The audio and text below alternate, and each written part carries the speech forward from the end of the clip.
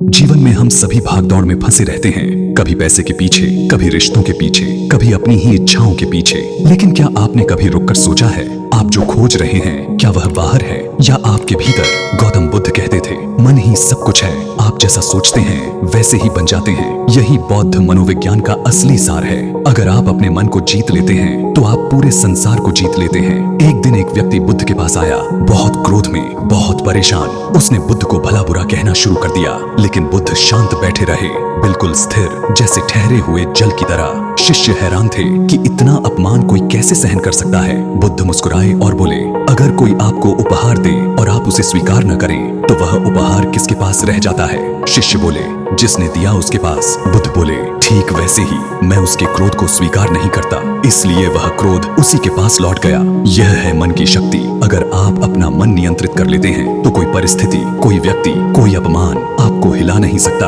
बुद्ध ने हमेशा कहा, दुख का कारण बाहरी दुनिया नहीं बल्कि हमारा मन है। हम दुखी इसलिए नहीं होते कि दुनिया बुरी है, बल्कि इसलिए होते हैं क्योंकि हम अपने विचारों को नियंत्रित नहीं कर पाते। हम भविष्य की चिंता में रहते हैं, अतीत के पछतावे में फंसे रहते हैं और वर्तमान हमारे हाथ से निकल जाता है।